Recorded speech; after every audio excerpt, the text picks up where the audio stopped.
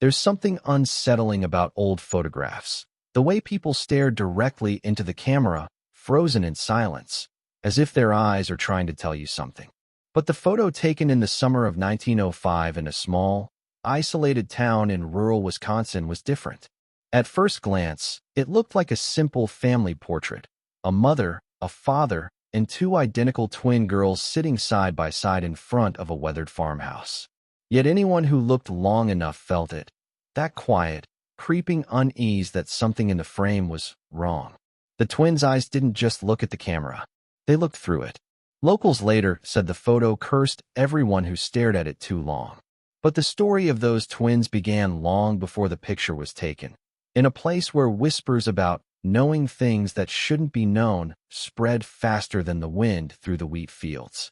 Their names were Clara and Cora Whitfield, only 8 years old, and they were said to finish each other's sentences, dream the same dreams, and speak of people's fates before those fates came true.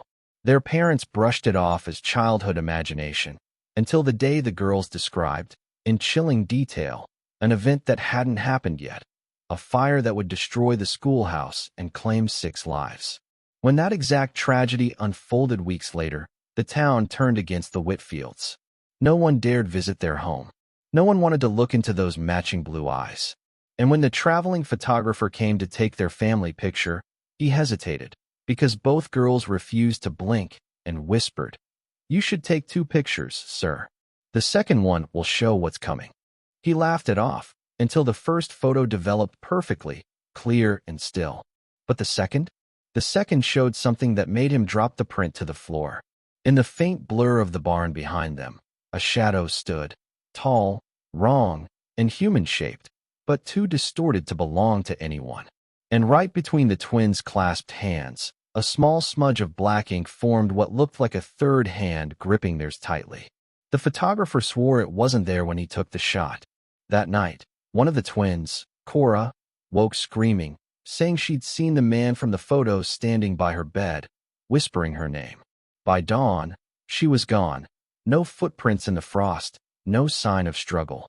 Clara never spoke again after that day, except once, when she was asked what happened to her sister. She simply said, "He came for the one who knew first." The photo remained in the sheriff's office for decades, locked away after a series of strange occurrences, until it resurfaced in 1974 at an estate auction. The buyer, unaware of its history, took it home and hung it in his hallway.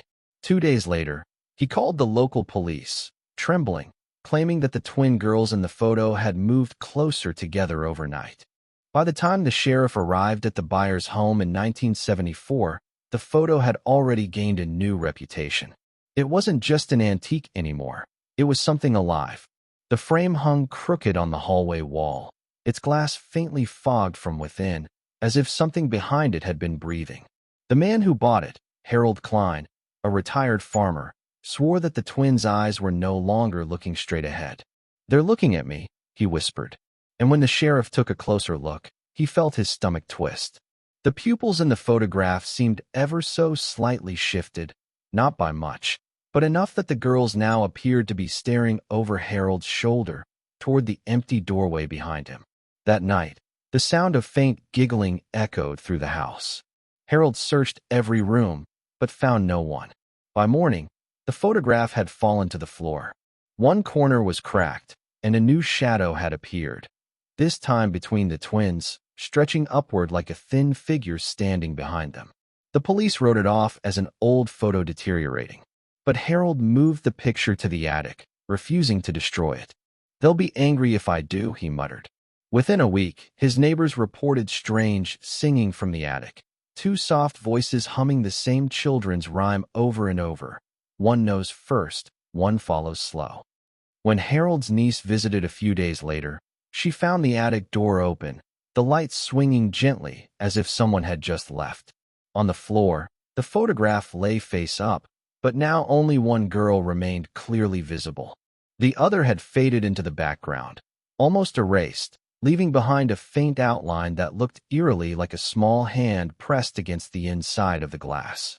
Experts later examined the photograph, expecting damage from moisture or age, but the chemical integrity was untouched. It hadn't faded naturally. Something had changed the image itself. By the time word spread, local papers dubbed it the Whitfield curse. Some claimed to hear whispers when viewing the photo in a dark room. Others said the surviving twins' eyes would blink if stared at long enough. No one knows where the original image ended up after Harold's mysterious death in 1976, found in that same attic, with the photo missing and two small handprints in dust on the window ledge. To this day, historians can trace dozens of copies, but each one shows something slightly different, as if the story of the twins is still being rewritten every time the image is seen. The origins of the Whitfield twins, Clara and Elsie, were as strange as the photograph itself. Born in 1905 on the outskirts of a small farming town in rural Ohio, they were said to have come into the world during a violent storm that split an old oak tree outside their family home clean in two. Their mother, Martha Whitfield, insisted the tree's fall was a sign, though no one could agree whether it was divine or something far darker. The girls were inseparable, speaking in half-finished sentences that only the other could understand. They would often predict simple things: who would knock on the door, when the hens would lay eggs, which neighbor's cow would die next. At first, townsfolk called it coincidence. But after the town's blacksmith fell ill, the twins told their mother, "He won't wake up again." The next morning, he was found dead in his sleep. From that day on, neighbors stopped visiting. Even children avoided them at Sunday school, whispering that one twin could see the living and the other, the dead. When their father tried to take a family photograph that winter, the twins refused. "Pictures steal the shadow," one of them said softly. He laughed it off. But after convincing them to pose, something shifted. The photo developed with their faces slightly blurred, their eyes reflecting two different shades, one light, one impossibly dark. Their mother burned that print immediately. Weeks later, the photographer himself, a traveling man from Cincinnati, returned to the Whitfield farm, pale and shaken. He told the family he'd been developing a copy for his records when he noticed something odd. In the background, behind the twins, there appeared to be a faint third shape, child-sized, featureless, and standing perfectly still. He assumed it was an error in exposure, until it began to appear in other photographs too. Not just of the twins, but of anyone he photographed within a mile of their home. He destroyed his negatives and left town before dawn. For months, strange occurrences followed the family. Mirrors cracked without reason, animals avoided the barn, and one of the twins, Elsie, began talking to someone no one else could see. She'd pause mid-conversation and smile at an empty chair. When asked who she was talking to, she'd say, "It's the boy who never gets cold." The phrase would haunt her mother for the rest of her life, because one night, Martha awoke to see a figure standing at the foot of the girl's bed. A boy, no older than 10, pale as frost, his eyes dull and vacant. By morning, the room smelled of iron, and the photograph of the twins had fallen face down again. By the time spring arrived, the Whitfield farm had become a place no one dared to go near. The townsfolk whispered that the soil itself had turned sour, that even the crows wouldn't land on the fence posts anymore. People began to notice how the weather would shift when the twins walked through town. Skies clear one moment, then suddenly dim and windless, as though something unseen followed them. Their father, Thomas Whitfield, tried to dismiss it all as superstition, but when the miller's youngest son vanished after delivering grain to their barn, even he began locking the doors before dusk. The sheriff organized a search party, but the only trace found was a small handprint on the inside of the Whitfield's barn window, smeared in ash, too high for a child to reach. Clara, the quieter twin, grew withdrawn, barely speaking at all. Elsie, however, seemed almost content. She'd hum lullabies to the empty air, giggling at something no one else could hear. One evening, when asked what amused her so much, she replied, "He tells me he used to live here. Before we did." Her words chilled her mother to the bone. The house had stood empty for decades before the Whitfields moved in, or so they'd been told. But an old neighbor remembered differently, that a family once lived there, years ago, and lost a son in a fire that started in that same barn. a fire that was never explained. After that revelation, the dreams began.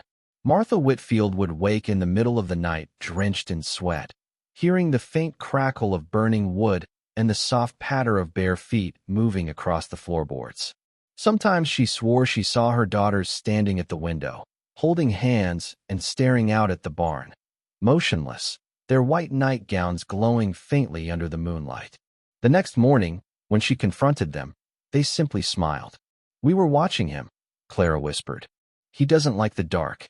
Thomas, increasingly desperate, took the old photograph of the twins, the one with the faint shadow behind them, and locked it in a trunk in the attic. But that very night, the trunk was found open, the photograph lying on the kitchen table, the third figure now darker and more defined. It was no longer just a blur. It had a face, one eerily similar to Elsie's, yet older, colder, and staring straight ahead. The photographer's warning echoed in Martha's mind. Some faces aren't meant to be remembered. In the days that followed, Thomas Whitfield could barely look at his daughters.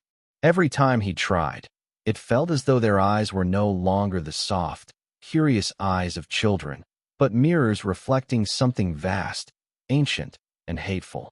The townsfolk noticed his sudden change. He stopped going to church, stopped tending to the fields, and started talking to himself while pacing around the barn at night.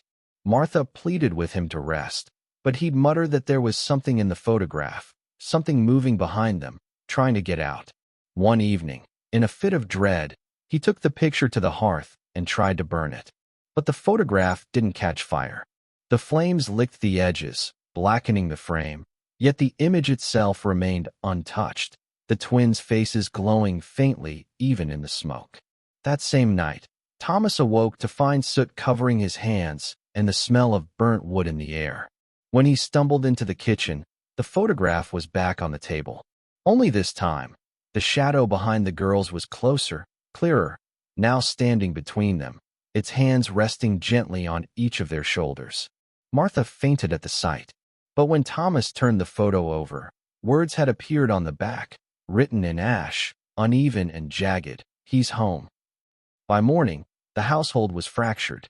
Martha refused to stay another night, clutching her rosary and begging Thomas to take the twins and leave. But the girls didn't want to go. Elsie laughed at the idea, saying, "You can't leave family behind." Clara, eyes hollow, simply nodded. That afternoon, a neighbor claimed to see Thomas dragging a wooden chest into the barn, muttering under his breath. He never came back out. When Martha finally gathered her courage to follow, she found the barn door open, a faint humming echoing from inside. The twins were sitting in the hay, smiling sweetly, their dresses covered in dust. In the corner, the old photograph lay propped against a beam. There were 4 figures now, 2 children, 1 father, and something else.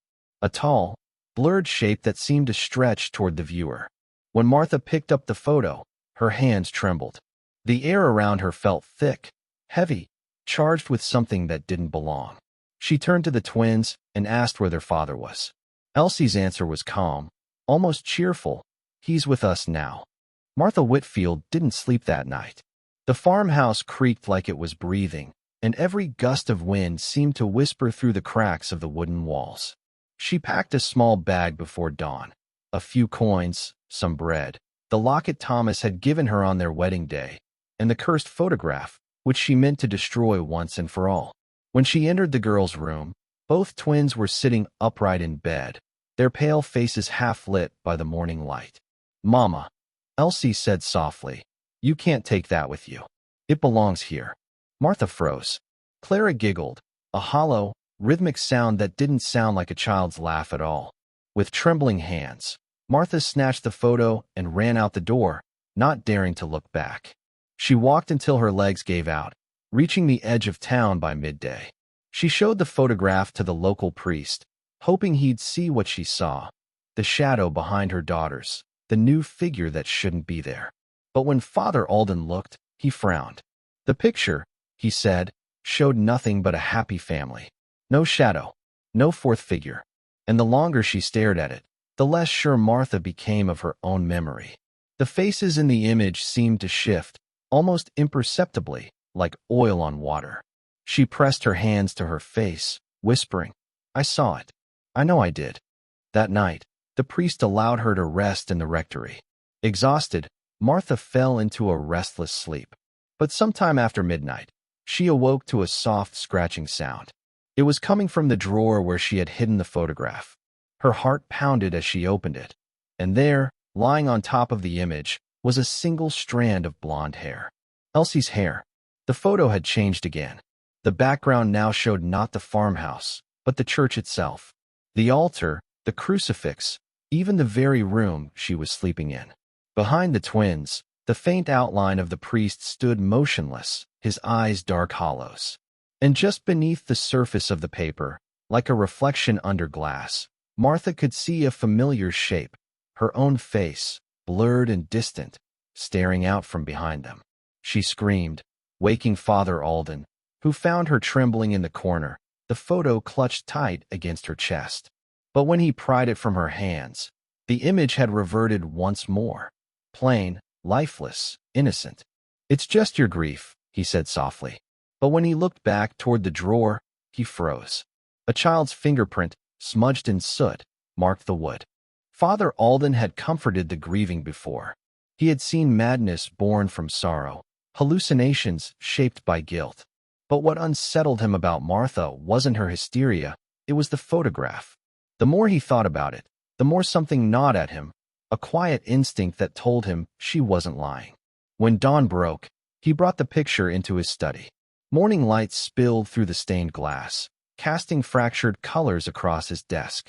He stared at the image, running his thumb across the glossy surface. The girls' expressions were so knowing. Their eyes, glassy and sharp, seemed aware of him. He tried to look away, but every time his gaze drifted, his eyes were drawn back to theirs. "Lord, deliver us from evil," he whispered under his breath. That's when he saw it. A faint reflection of himself in the window pane beside the desk. Except, the man reflected there wasn't moving with him. It was as though someone was standing just behind him, copying his every breath. He turned sharply, heart racing. Nothing. The rectory was silent. But the photograph now had a faint smudge just behind the twins' shoulders, a tall, black silhouette. That evening, Father Alden decided to lock the photograph in the church's reliquary, deep in the crypt below. The air down there was heavy with incense and old stone, and the silence was thick enough to feel. He placed the photo inside an iron box, whispered a prayer of protection, and turned to leave. But before he reached the stairs, he heard it, a whisper that slithered through the dark. "You see us now," his breath caught. He turned slowly, candle trembling in his hand. The light flickered over the stone walls, and for just a moment, he saw them. Two small figures standing at the far end of the crypt, holding hands. Their faces were the same as in the photo. Pale, still, watching. The candle went out, and the priest stumbled backward up the steps, the sound of giggling echoing behind him. When he finally burst into the church above, drenched in sweat, the first thing he noticed was the faint outline of children's footprints in the dust, leading from the crypt to the altar. By morning, when he went back down, the iron box was open, the photograph gone. Within days, the small village of Hollow Brook began to feel wrong. At first, it was just whispers. Farm tools moved on their own, doors creaking open at night, and the faint sound of laughter drifting across the fields long after sunset. But soon, everyone had a story. The baker swore he saw two girls standing outside his shop window before dawn, their faces pressed against the glass, unmoving. The milkman refused to go near the parish road after his horse stopped dead in its tracks, eyes rolling back, as if it had seen something no man should. The children of the town began speaking of the sisters in white, who visited them in their dreams. They said the girls would ask, "Do you know what happened to us?" And if they didn't answer, the twins would whisper secrets, names, dates, buried truths. Rumors spread that these dreams weren't harmless.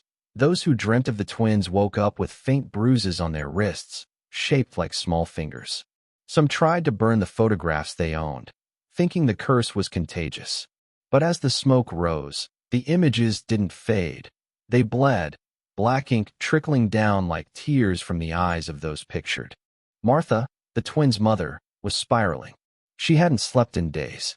She told the constable that she could hear her daughters whispering from inside the barn, though their graves were miles away. When he went to investigate, he found two tiny sets of footprints in the hay, fresh despite the morning dew. On the barn wall, written in something dark and sticky, were the words, "We told you we'd be together forever." The priest tried to rally the town, calling for prayer and repentance, but attendance dwindled. People were too afraid to step near the church. And then came the night of the great storm. The wind howled through the valley, tearing at roofs and fences, and amidst the chaos, several villagers saw it. The faint glow of two children's figures standing in the field where the photograph was first taken, holding hands.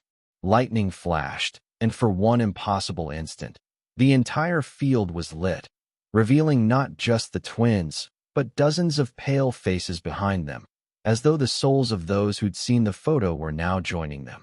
When the light faded, the field was empty again, but by morning, 3 villagers had vanished. Weeks after the disappearances, the storm's damage led to a grim discovery. Behind the ruined chapel, buried beneath broken shingles and rotted timber, a villager found an old wooden trunk, the kind used by traveling photographers. Inside were glass negatives, journal pages, and a cracked silver locket containing a photo of the twins. But it was the final entry in the photographer's journal that chilled the entire village. He wrote of how the twins, Anna and Elsie, weren't ordinary children. During the photo session, he claimed they spoke in unison, asking him to make sure both our eyes are open this time. He hadn't understood what they meant, but when the photo developed, he saw something wrong. One of the girl's pupils was turned sideways, like a snake's. He tried to retake the picture, but each time, the same unnatural detail appeared. Panicked, he confronted their mother, who broke down and confessed that the girls had been born moments apart, but only Anna had survived. Elsie was stillborn. The mother had hidden this truth, raising one living child and one lifeless body she refused to bury, until the day both mysteriously vanished together. The photographer wrote that days after the session, the twins returned to him at night. Their knock was soft but rhythmic, like a heartbeat against his door. When he finally opened it, both stood there, dripping with rain, their eyes gleaming unnaturally in the moonlight. "We wanted to say thank you," they whispered. He offered them food, warmth, but they only asked for the photo. The next morning, the photo was gone from his studio wall, and so were the girls. He left town soon after, haunted by what he'd seen. His final words, scrawled hastily and half-torn, read, "The camera does not take souls, it reveals them, but only when both are looking back." The villagers, shaken by the discovery, burned the negatives, though some swore they could still see faint shapes inside the smoke. 2 small figures holding hands. From that day on, Hollow Brook was never the same. The laughter of children faded, windows stayed shut at dusk, and no one dared to own a camera again. Nearly 40 years later, in 1945, long after Hollow Brook had fallen into decay, a traveling antique dealer named Samuel Vance stumbled upon a dusty chest in the attic of an abandoned farmhouse just outside the village. Inside, he found old candlesticks, a rusted pocket watch, and a single photograph sealed in cracked glass. It was faintly labeled on the back in looping handwriting, "The Twins, 1905. Samuel examined it under his lamp that night, brushing away the soot that obscured the faces. The image was unsettling, 2 small girls in white dresses standing stiffly before a dark curtain. Their eyes seemed misaligned, one glancing ahead, the other tilted slightly, as if focused on something unseen beside him. But what froze him wasn't the faces, it was the background. Faintly reflected in the mirror behind them was another figure, a man's outline, though no man stood in the photograph's composition. Thinking it was just a smudge or exposure trick, he turned the picture toward the light again. The reflection had moved. The faint outline of the man was now facing him, its features sharper, more deliberate. Samuel dropped the frame instantly, but the glass didn't shatter. It merely echoed, a soft, hollow sound, like a child's laugh. Over the following nights, Samuel became obsessed with the photo. He set it on the table in his rented room, determined to prove it was just his imagination. But each time he woke, the photograph had shifted, sometimes slightly tilted, sometimes face down.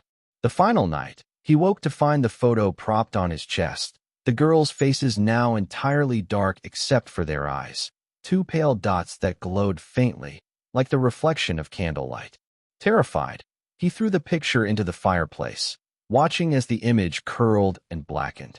But instead of silence, the room filled with the faint sound of two small voices whispering, "Thank you for letting us out." When morning came, the ashes were gone. All that remained was the frame, still intact, resting perfectly on the mantel. Samuel never spoke of the event again, but his landlady swore that, after that night, she could hear him talking to someone in the dark, softly, kindly, as if speaking to children. Decades slipped by, and the story of the Hollow Brook twins faded into rural folklore, a bedtime warning whispered by grandmothers who remembered the strange photo found in that attic. By 1982, the farmhouse had long been swallowed by ivy and silence.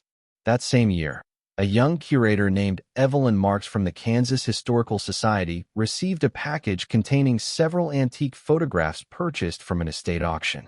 Among them was a peculiar frame wrapped in faded newspaper, with "Do Not Display" scrawled in red pencil. Inside, pressed behind warped glass, were the twins, unchanged. Their dresses were still immaculate, their pale eyes oddly luminous even in the dim light of Evelyn's office. The note accompanying it was unsigned, but read, "It always comes back. Do not let them see the light." Evelyn assumed it was some morbid joke by a collector trying to inflate the artifact's mystique. Still, something about the photo unnerved her. Every attempt to catalog it failed. Her typewriter jammed when she reached the name Twins of Hollow Brook. The museum photographer's camera malfunctioned whenever he tried to take a reference shot. Even digital scans came back distorted, the twins' faces blurring or melting into shadow. The IT technician swore he could hear faint humming through his headset every time the image appeared on screen. Evelyn decided to investigate further, digging through local archives until she uncovered Samuel Vance's forgotten notes, a few pages describing a photograph that refuses to die. The handwriting trembled toward the end, the final line barely legible. "They want to be remembered." Determined to separate myth from fact, Evelyn placed the photo in a private restoration room and turned off all lights except a single lamp. Hours passed as she carefully cleaned the glass, documenting every detail. But when she looked closer, she realized something new had appeared, the faint shape of a third child between the twins. The longer she stared, the clearer it became, until it looked as real as the other two. Heart racing, Evelyn stepped back, and the light flickered. A whisper brushed past her ear. "You shouldn't have looked." The next morning, her colleagues found the room empty. The lamp was still on. The chair was still warm. And on the table, beneath the cracked frame, lay a new photograph. 3 children this time, all staring directly at the camera. Evelyn was nowhere to be found. At first, the museum staff assumed Evelyn had taken leave without notice. Her car, however, was still in the parking lot, and her office light remained on through the night. When the janitor, Mr. Callahan, entered to clean, he noticed something strange. The faint smell of lavender, mixed with the metallic tang of ozone, clung to the air. On Evelyn's desk lay the restored photo, now subtly different. The third figure, the mysterious child who hadn't been there before, seemed sharper, his head slightly tilted toward whoever looked at the image. Within hours, the museum's security cameras began malfunctioning. Footage would skip entire minutes whenever the restoration room appeared on screen, replaced by static bursts or frames showing brief, impossible movements, like the children blinking or one of the twins' heads turning slightly to the side. No one wanted to admit it aloud, but those who had been near the photograph described hearing faint giggles echoing down the hallways, though the building was locked and empty. The director ordered the artifact moved into storage, but when the technician opened the frame to rehouse the photo, he screamed and dropped it. Behind the glass, where there should have been paper and ink, there was depth, as though the image was no longer flat. He swore he saw the faint outline of Evelyn's reflection within it, her eyes wide, as if pleading for help. The photo was sealed immediately, double-wrapped in black cloth, and locked in the sub-basement archives where no public exhibits were stored. Yet, over the following week, whispers spread among the staff, voices late at night, the smell of lavender drifting through closed doors, and the temperature dropping whenever someone mentioned the twins aloud. The museum's night guard, a veteran named Luis Ortega, began keeping a journal. His entries, later found after he vanished, detailed nights where the motion sensors tripped repeatedly near the basement. On his last recorded entry, he wrote, "They're walking again. I saw 3 shadows where there should only be 2. The next morning, his flashlight and security badge were found by the basement door, but no sign of him. In the archives, one photograph frame had fallen from its shelf and cracked. Inside, now, were 4 figures. The twins, the unknown child between them, and Evelyn standing just behind, her eyes open, her mouth frozen in what could only be described as a silent scream. It didn't take long for the strange energy surrounding the photograph to leak beyond the museum walls. By midwinter, the entire town of Fairfield began to change in ways that no one could quite explain. Streetlights flickered more often near the museum district, and stray animals gathered in silent circles, as if drawn to some unseen vibration. Residents who had nothing to do with the exhibit reported unsettling dreams, always of 2 little girls holding hands in a cornfield, whispering names they had never heard before. In every dream, the girls turned toward the dreamer and smiled in eerie synchronization, their voices overlapping like a single echo. When morning came, those who dreamt of them would find small smudges of soot beneath their fingernails or a faint scent of lavender on their pillows. The local paper, the Fairfield Herald, dismissed these reports as superstition. But the editor, Thomas Green, privately admitted to colleagues that when he went to photograph the museum for a feature, his camera failed to capture the building at all. The image developed into a blank white sheet, except for 2 faint silhouettes in the center, barely visible, but unmistakably the twins. He burned the negative that night, but according to his wife, he began hearing faint knocking at their window at exactly 3:07 a.m., the same hour the museum lights now flickered on, though the power was always shut off by then. By February, the town's atmosphere felt heavy, like a fog that wasn't physical but psychological. Businesses near the museum closed early, and children dared each other to peek through the basement window where the cursed photograph was said to be kept. Those who did often ran home crying, claiming they saw someone moving inside. One boy, 8 years old, swore he saw the reflection of himself, but older, with hollow eyes, staring back at him. The museum's curator, desperate to end the growing hysteria, called in a historian from Kansas City who specialized in 19th-century photography. After reviewing the archives, the man turned pale and abruptly ended the consultation, refusing to take payment. He later wrote a single note to the curator. The twins' photo was never recorded as a single image. It was 2 separate exposures. Someone, or something, merged them. That night, the curator went down to the basement to destroy the picture once and for all. The guards on duty reported hearing a single, high-pitched scream, followed by complete silence. When they entered, the room was empty. The photograph, however, now showed 5 figures. The curator stood among the twins, eyes black as pitch. After the curator's disappearance, the museum was sealed by the town council, but that did little to stop what had already begun. Within a week, families across Fairfield discovered something deeply unsettling. Photographs in their homes were changing. Old portraits hanging in hallways, family albums tucked in drawers, all began to show faint outlines of 2 girls standing somewhere in the background. Sometimes they were by a window, sometimes in a doorway, always hand in hand. At first, people dismissed it as a trick of light or a flaw in the aging prints, but then newer photos, ones taken on modern cameras, began to distort too. A mother who'd taken a Christmas photo with her baby swore the twins appeared behind her in the developed image, their expressions more defined, more alive.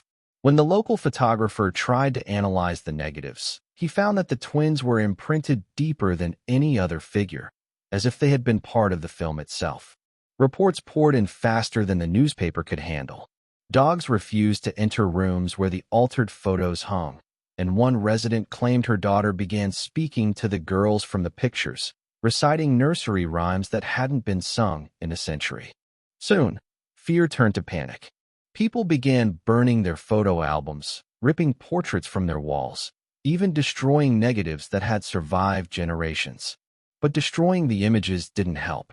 The burned remains of the photos still held traces of the twins' faces, their eyes shimmering faintly in the ashes, visible only when light struck them just right. An elderly farmer named Jacob Reeves, who lived closest to the old museum, claimed that one night he saw a flicker of movement near his barn. When he looked out, he saw two small silhouettes standing by the fence, motionless, watching him. The next morning, his cows were found dead in perfect formation, their bodies aligned like a row of mannequins, each with eyes wide open, reflecting the faintest shimmer of light even in darkness. A deputy investigating the scene later found an undeveloped roll of film hanging by a nail inside the barn. When processed, every frame showed the same image, the twins standing in front of the barn door, smiling, their pale faces sharper with each shot, as if they were moving closer frame by frame. By the time winter fell over Fairfield, the story of the twins had spread far beyond the small Kansas town. Journalists, historians, and even paranormal investigators arrived, each hoping to capture evidence of the so-called living photographs. But the townsfolk wanted nothing more than silence. Many had abandoned their homes, leaving behind furniture, clothes, and most hauntingly, framed pictures turned face down. One photograph, however, survived the exodus.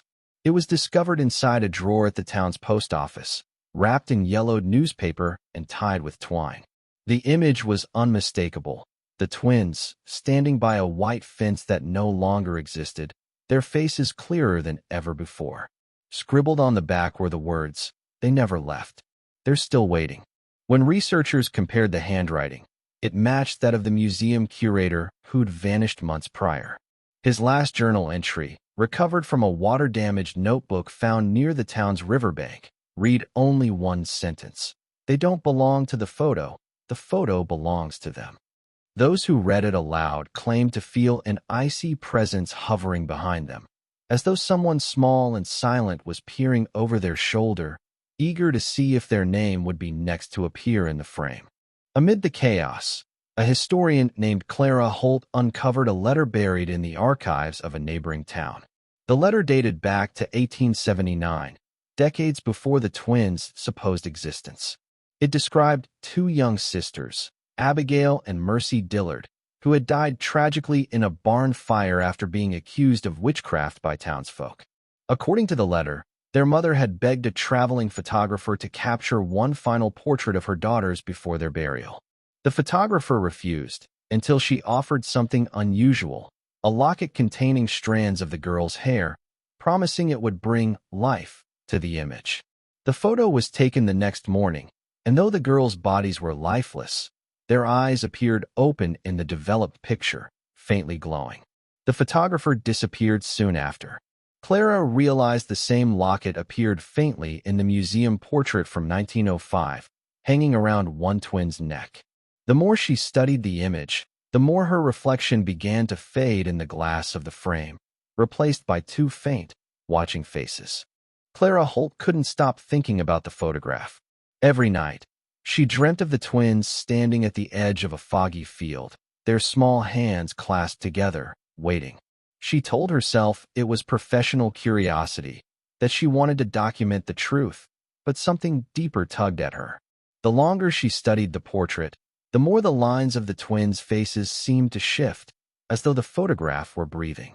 Then one evening, while examining the museum's negatives under a magnifying glass, Clara noticed something chilling. Hidden behind the reflection of the girls was the faint outline of a third figure, taller, faceless, and cloaked in darkness. It wasn't visible in the print, only in the negative. Her heart pounded as she realized what it meant. Someone, or something, had been with them during the original exposure. Clara decided to recreate the photo under identical conditions. She found an old farmhouse on the outskirts of Fairfield, eerily similar to the one in the original image, and brought along a 1900s-style box camera, determined to uncover the truth that had haunted the town for generations. The night she took the photograph, the air was unnaturally still. Clara placed the camera on a tripod, adjusted the focus, and whispered into the silence, "If you're still here, show me." For a long moment, nothing happened. Then, from the field beyond the barn, two small shapes appeared, faint outlines of children, their dresses fluttering without wind. The air grew dense and cold. The lens began to fog, and Clara's breath came out in shallow bursts. She pressed the shutter. The flash exploded, a burst of white light that briefly illuminated the forms of the twins, their heads tilted, their eyes bright and unnatural. When her vision cleared, the field was empty again. But when Clara developed the film hours later, her hands trembling, the image emerged slowly. Two girls standing behind her, one hand resting on her shoulder. And in the reflection on the camera's brass casing, Clara's own eyes seemed wrong, unfocused, watching something behind her. She never returned to Fairfield after that night, and the camera was later found abandoned in her motel room, the final photo still wet inside. Decades later, the photograph resurfaced in a small estate auction outside Topeka. It was mislabeled in a dusty wooden box marked "Miscellaneous, Family Keepsakes, 1900 to 1910. No one knew its history, not the eerie reputation it carried, nor the fate of Clara Holt. A young collector named Daniel Reeves purchased the box, fascinated by vintage photography. When he brought it home, he scanned each image carefully, admiring the details of forgotten lives. Then he reached the photograph of the twins. Something about it stopped him cold. The faces were faint, almost ghostly, but the longer he stared, the clearer they became. He thought it was a trick of the light, until one of the twins appeared to look directly at him. Her eyes, dull and lifeless in the print, now seemed alert, glistening. Daniel blinked, heart racing, but when he looked again, the photo had changed, subtly, terrifyingly. Behind the girls stood a figure in the same outline Clara had seen in her negatives, tall, shapeless, its face hidden by shadow. He checked the back of the photo for clues, but there was only one word scratched faintly into the paper: remember. Over the next few nights, Daniel began to dream of two girls standing by his bed. Their whispers sounded like film reels spinning, soft, mechanical, endless. Each morning, he'd find the photograph in a different place, on the kitchen table, beside his pillow, even once in the bathroom mirror's reflection, though he hadn't moved it. He tried to rationalize it, blaming exhaustion or his imagination. But when he showed the image to a friend, the man's reaction was immediate: horror, followed by nausea. "Why are there three figures?" his friend asked, his voice shaking. Daniel froze. He knew only two children had been in the photo when he bought it. When he looked again, there was, indeed, a third, his own reflection captured faintly in the glass, his eyes wide and lifeless. The next morning, his house was found empty, his belongings untouched. The only thing left on the desk was the photograph, the twins now smiling. The photograph of the twins soon found its way into rumor and folklore. After Daniel Reeves's disappearance, the police filed it as a missing person case, but local whispers told another story. Neighbors claimed his lights flickered every night at the same time for weeks, even after his house had been sealed. A utility worker swore he saw two small silhouettes pressed against the window from the inside. When the property was finally sold, the new tenants found Daniel's photo collection still boxed in the attic. Among them, that same faded image of the twins. Intrigued, the new owner, a young woman named Margaret, uploaded the photo to an early photography forum, asking if anyone could help identify its origins. Within hours, the thread exploded with responses. People reported strange visual glitches, the twins' eyes shifting, their heads slightly turning between refreshes. A few even claimed to hear faint whispers through their speakers when zooming in on the scan. The thread was deleted within a day. Margaret received a message from an anonymous user who simply wrote, "They remember you now." The next evening, Margaret's computer turned on by itself. The photograph appeared full screen, grain sharpening to unnerving clarity. The twins' expressions had changed. They looked older, their mouths slightly open as though mid-speech. Margaret slammed her laptop shut, but the faint outline of two handprints appeared on the lid, small, childlike, and smeared with something that looked like ash. She threw the laptop in her fireplace, but when the flames rose, the photo didn't burn. Instead, it printed itself faintly on the glass of the mantel, the words "Remember" flickering beneath it like embers. Days later, her neighbors reported her missing, too. The police found the same photo framed on her kitchen table. Only now, a third child stood between the twins, half-faded but undeniably real. Its face was blurred, but if one looked long enough, it resembled Margaret herself. The photograph of the twins did not end with Margaret's disappearance. Weeks after, the image mysteriously resurfaced online, on obscure message boards, paranormal archives, and digital photo restoration forums. Each upload was identical. Same faded sepia tone, same two children in their tattered dresses, and that same faint third figure barely visible between them. But users began to notice something far more disturbing. Each time the image was reposted, the background seemed to shift. The lighting dimmed, the shadows deepened, and in the far corner of the photo, something new appeared. Sometimes it was a chair overturned. Other times, a cracked window or a figure lurking in the barn's doorway. One user from Kentucky claimed he downloaded the image to enhance its contrast and noticed what appeared to be his own reflection faintly visible in the glassy texture of the twins' eyes. Within days, his account was deleted, his posts wiped, and his profile photo replaced with the words, "We see you now." That phrase became infamous, repeated by dozens of users across forums, as if it were the twins themselves speaking from within the code. By 2012, the cursed photograph had evolved into a viral myth. Amateur ghost hunters analyzed its pixels, digital artists tried recreating it, and yet every recreated version seemed to decay, colors draining, faces blurring, until only the original remained recognizable. A data analyst traced its digital footprint and found that each upload originated from the same location coordinates, the ruins of an abandoned farmhouse outside Emporia, Kansas, the very site where the Reeves twins once lived. When a YouTube investigator visited the site, his footage captured static interference every time his camera pointed toward the barn. In the distance, a child's laughter echoed faintly, looping like a glitch. His final frame froze mid-recording, the twins' photograph bleeding into his footage before the video abruptly cut to black. The next morning, his viewers noticed the thumbnail had changed.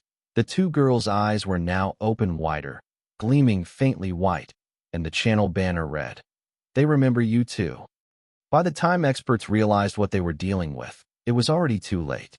The photograph of the twins had begun behaving like something alive, or at least, something that refused to die. Digital archivists who attempted to delete it found the file reappearing under different names, img_1905.twins, mother_keepsake, or sometimes just a string of random numbers. Every time it resurfaced, the file size increased slightly, as though it were feeding on something unseen. When one paranormal research team examined the metadata, they found embedded audio, a soft whisper beneath the digital static. Slowed down, the voice was unmistakable. Two girls, speaking in unison, saying, "Don't forget what we know." Those who listened for too long reported strange auditory hallucinations, doors creaking in their homes, footsteps pacing behind them, and laughter echoing from their devices even when unplugged. But perhaps most chilling of all was what happened to a restoration specialist in 2016.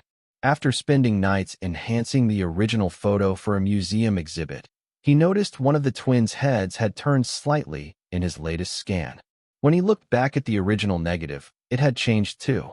Authorities eventually sealed the remaining prints of the photograph in a lead-lined archive in Topeka, Kansas, but even that wasn't enough. Strange black and white smudges began appearing on nearby documents, and several archivists reported seeing two girls standing between the rows of shelves at closing time. hands clasped, faces half-lit by the emergency lights. Some said the girl spoke first. We told you. Others said they never spoke at all, but simply stared until the witness's breath grew shallow and cold. In 2020, a museum intern uploaded what he thought was a harmless replica of the photograph to an art forum. Within days, his account disappeared, but not before users noticed the image title, "We Remember You." Since then, rumors persist that the twins' curse has moved beyond the photograph, that their knowledge, whatever it was, now lives in every screen that displays their faces. Somewhere in the dark static between data and memory, they still wait, whispering the same warning that began it all. Don't forget what we know.